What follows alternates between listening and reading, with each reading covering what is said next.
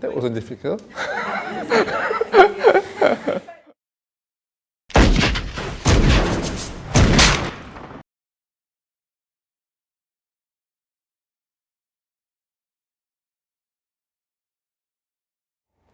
Oh, I think back school days, when I was younger, cooked a lot at home, but didn't realize that was a passion I liked. So I think I was very young since the secondary school at home.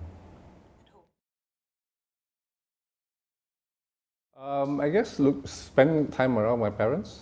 Mom and dad cooks at home. I was younger, so and there's 4 siblings. So both parents are working. So I did had basically started cooking when I was very young.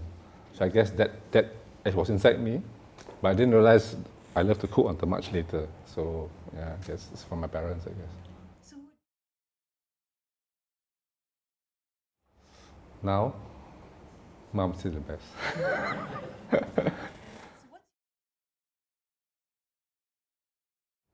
Comfort food, daily stuff, things like chicken rice, laksas and things like that. These are comfort food to me. Nothing fancy. Yeah. Because I'm self-taught, when I was younger, basically no one taught me where to go and how to do it. So as being young, I had to look at different people and different chefs to learn different things. I had to go and beg to learn from different people. So no one actually came forward and teach me how to cook. So that actually is quite difficult in the beginning. So basically, I have never had one person taught me how to cook, but I've seen different chefs. So I had a chance to work with a lot of chefs, basically trying to learn from different chefs. So if you ask me to mention one, I don't really have one person that I can tell that taught me a lot, because I actually had to move around and learn from different people. So different people have different techniques, different style, different ideas.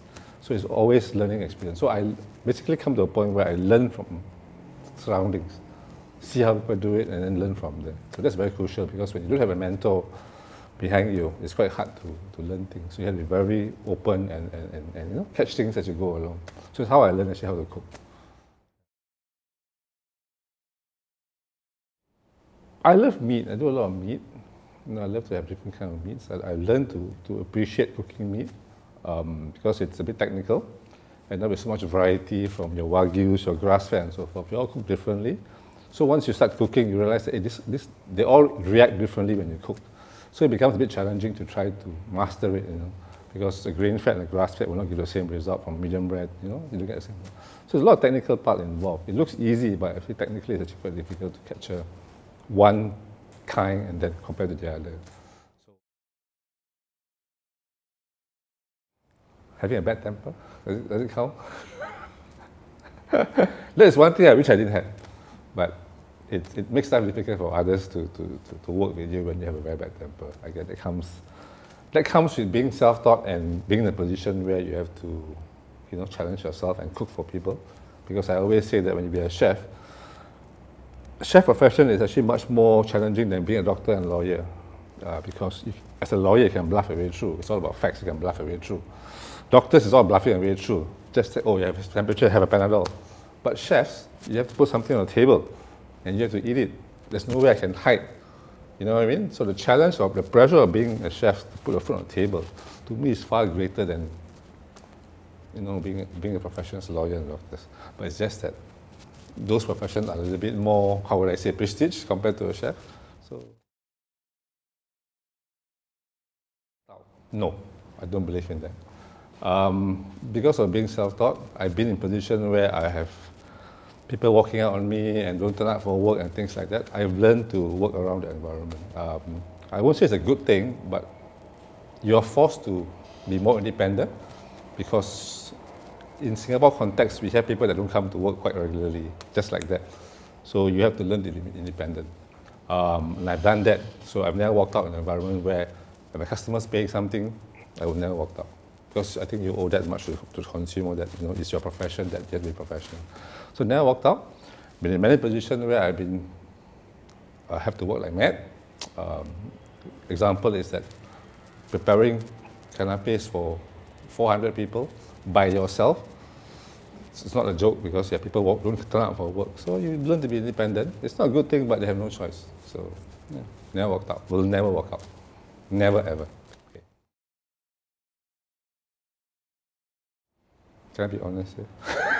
No. That's it. No.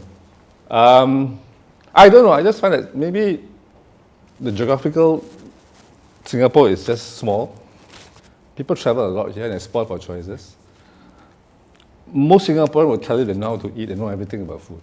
But being in the industry for 20 years, I'm sorry that that statement is not actually doesn't tally what I see. So it's not the easiest customer to please. And technically, being a local chef is harder. You don't get the same respect compared to our counterpart. So it's a bit harder for us to move in the industry. So it makes me relax, but at the same time makes me a bit also on the ball because of paying customers. But I enjoy cooking, just that it's always that pressure of trying to deliver the best to the consumer, the paying guest. So that part is always tricky, whether you're good enough in that sense, because you are charging. So every time I cook for an event, I always have that jitter in me in the beginning, whether today's menu is going to be good enough for what they're paying for. Happens all the time. But after the dessert goes out, and you see the plates coming up empty, you feel relief. Every time. Even till today, I have the same thing. Regardless whether I cook for a very high profile or very normal dinners, it's always the same